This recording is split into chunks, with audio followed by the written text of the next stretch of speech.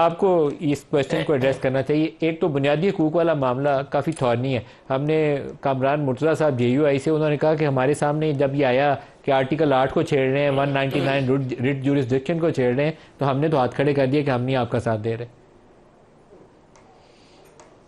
नहीं, ये ऐसे ही कहानियाँ हैं अपने, यानी आर्गूमेंट वेठी वर्दी करने के लिए, ऐसे जी ये हो जाएगा वो हो जाएगा।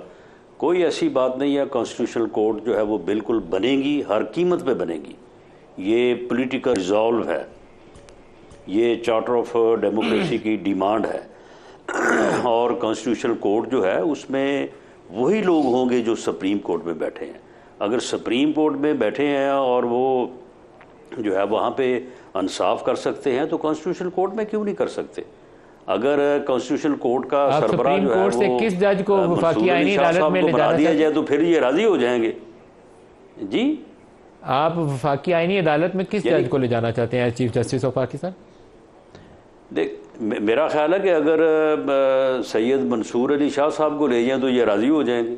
यानी ऐसे ही खाम-खा, यानी आप किस पे राजी होंगे? पर्सन बेस्ड इनके एतराज़ात हैं। देखें, जो राना साहब आपकी ख्वाहिश क्या है? दिया गया है, आप किसको ले जाना चाहते हैं वफाकी आईनी अदालत में? जी सुन लेना ना हम किसी को ले जाना चाहते हैं, ना किसी के कहने पे लेके जाएंगे।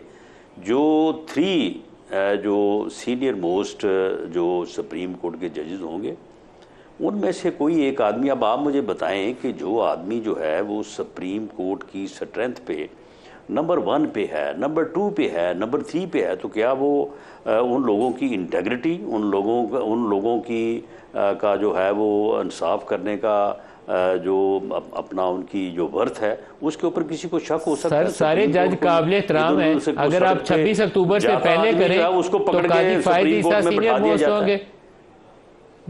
सर, सारे काबिल एहतराम है। 26 अक्टूबर से पहले अगर आपने पैकेज लाए तो फिर काजी फायद ईसा सीनियर मोस्ट होंगे।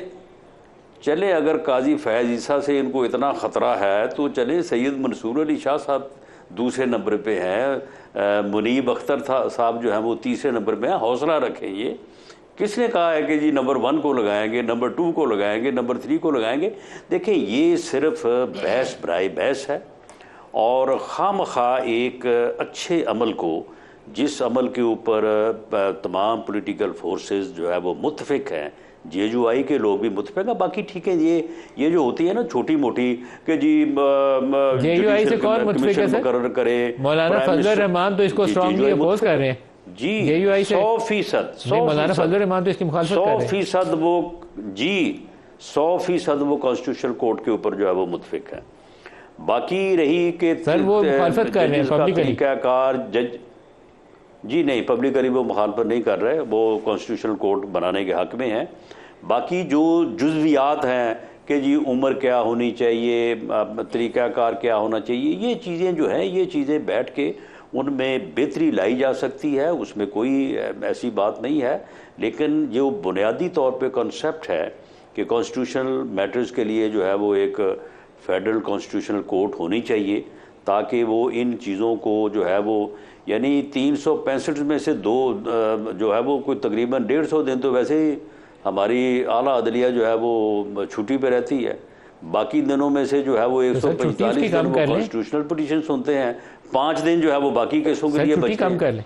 तो एक कॉन्स्टिट्यूशनल कोर्ट हो 3 या 5 लोगों की, वो ठीक है। इस्लाहात कंप्रीहेंसिव वो करनी चाहिए सर, इस्लाहात वो आपको करनी चाहिए जिससे बहुत सारे केसेस लगना शुरू हो जाएं। इस पे दो राय नहीं है। अब जजों की छुट्टी कर सकते हैं, लाहौर हाई कोर्ट की खाली असामियाँ पुर कर सकते हैं, बाकी अदालतों की खाली असामियाँ पूरी कर सकते हैं, केस के ऊपर टाइमलाइन सेट कर सकते हैं। बहुत सारे तरीके हैं। वफाकी आईनी अदालत के अलावा भी 100 तरीके मौजूद हैं। लेकिन 199 की जुरिस्डिक्शन को आप छेड़ें या आर्टिकल 8 को आप छेड़ें तो फिर मसाइल है सर। नहीं, ये सारी चीज़ें जो हैं ये ज़ेरे तजवीज़ हैं, और जब ये चीज़ें फ़ाइनल होंगी तो इंशाअल्लाह ताला ये जो ख़दशात या अबहाम जो है वो पैदा करने की कोशिश की जा रही है, सारी चीज़ें ख़त्म हो जाएंगी।